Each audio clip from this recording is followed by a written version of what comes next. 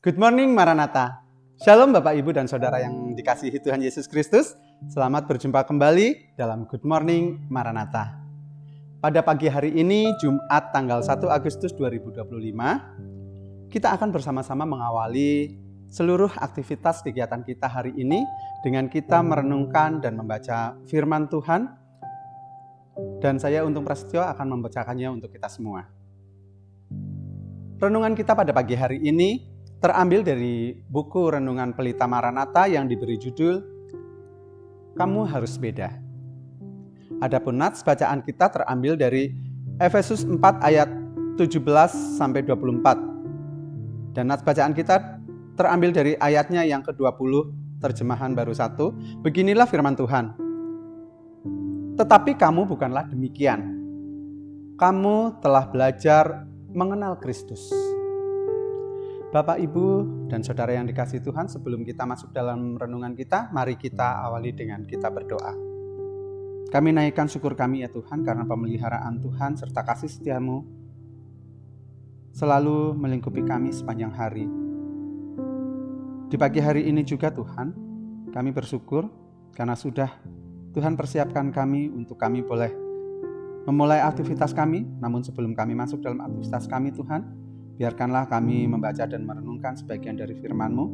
Kiranya Engkau yang akan menolong kami dan akan membantu kami mengerti dan memahami apa yang menjadi kehendak-Mu. Bapa, peliharakan kami dan mampukan kami untuk menjalani setiap aktivitas kami hari ini. Dalam nama Yesus kami berdoa. Amin. Bapak, Ibu, dan Saudara yang dikasihi Tuhan Yesus, yang waras ngalah. Ini adalah ungkapan orang Cirebon dan biasanya dilontarkan oleh istri saat sebagai orang yang mengemudikan kendaraan mulai kesal dengan ulah pengemudi kendaraan lain.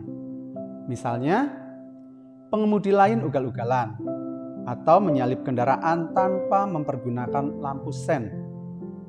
Kesal, ingin segera membalas, tetapi diingatkan oleh sang istri. Yang waras alias yang sehat otaknya ngalah. Hal ini membedakan yang waras dengan pengemudi lain yang tidak waras. Bapak, Ibu, dan Saudara yang dikasihi Tuhan, kepada jemaat di Efesus, Paulus menasihati mereka supaya selalu ingat untuk tidak hidup sama seperti orang-orang yang tidak mengenal Allah. Alasannya sangat prinsip, yaitu karena mereka telah mengenal Kristus, mendengar tentang Kristus, menerima pengajaran Kristus, dan karena mereka adalah manusia baru di dalam Kristus. Oleh karena alasan-alasan inilah, jemaat di Efesus diingatkan supaya mereka tidak lagi hidup dalam kebodohan, kedegilan hati, penuh hawa nafsu, serakah, dan cemar. Jemaat di Efesus kini harus hidup di dalam roh dan pikiran yang telah diperbaharui oleh Kristus. Sebagai umat Tuhan, kita adalah ciptaan baru di dalam Kristus. Kita adalah manusia baru di dalam kasih-Nya. Maka sudah barang tentu tidak boleh lagi memiliki cara hidup yang lama. Semua sudah berlalu dan kini kita hidup dalam cara-cara hidup yang baru, yaitu cara hidup yang berkenan kepada Allah. Dari bacaan kita dapat merefleksikannya demikian. Pengikut Kristus itu harus beda, terutama dalam kualitas hidupnya karena imannya kepada Kristus. Bagaimana saudara menampakkan cara hidup yang berbeda dengan dunia ini? Sebuah perenungan untuk kita semua. Amin. Mari kita berdoa. Bapa, sungguh kami diingatkan melalui perenungan pagi hari ini ya Tuhan. Kami harus memiliki hati yang mengalah demi suatu kemenangan. Karena kami adalah ciptaan baru yang sudah dipilih Tuhan, maka kami harus berbuat dan bertindak sesuai pengajaran yang sudah Tuhan berikan bagi kami. Kami berdoa untuk Universitas Kristen Maranatha yang Engkau tempatkan kami untuk melayanimu di sana ya Tuhan. Kami mendoakan setiap pimpinan mulai dari ketua yayasan beserta jajarannya, rektor terpilih dan para wakil rektor. Kiranya Tuhan terus memimpin dan memberikan pencerahan bagi para pemimpin kami di dalam menjalankan tugas dan tanggung jawabnya. Kami juga berdoa kiranya setiap program di Universitas Kristen Maranatha bisa terwujud dan terlaksana dengan baik. Kami berdoa juga untuk penerimaan mahasiswa baru ya Tuhan. Kiranya Tuhan akan memberikan keberhasilan dalam penerimaan mahasiswa baru sesuai dengan target. Kami juga berdoa untuk para dosen dan setiap karyawan yang ada.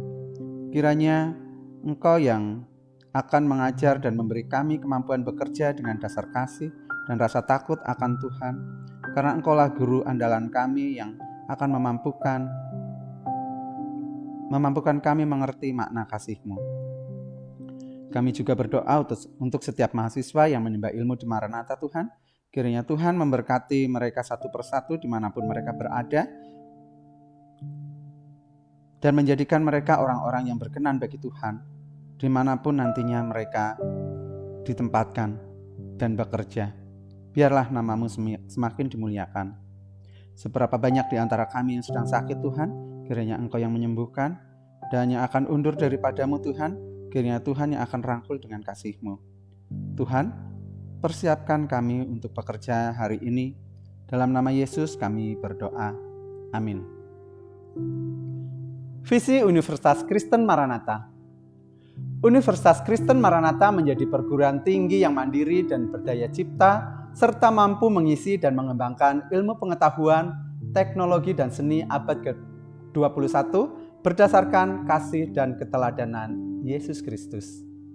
Misi Universitas Kristen Maranatha: mengembangkan cendekiawan yang andal, suasana yang kondusif, dan nilai-nilai hidup Kristiani sebagai upaya pengembangan ilmu pengetahuan, teknologi, dan seni dalam penyelenggaraan Tridharma Perguruan Tinggi. Bapak, Ibu, dan Saudara yang terkasih, demikian renungan kita pada pagi hari ini. Tetaplah bersandar pada Tuhan dan jangan bersandar pada kekuatan manusia, karena Tuhanlah sumber kekuatan kita. Dan diberkatilah kita yang mengandalkan Tuhan dan menaruh harapannya kepada Tuhan. Sampai jumpa kembali dalam Good Morning Maranatha berikutnya. Shalom, Tuhan memberkati. Salam, integrity, care, excellence.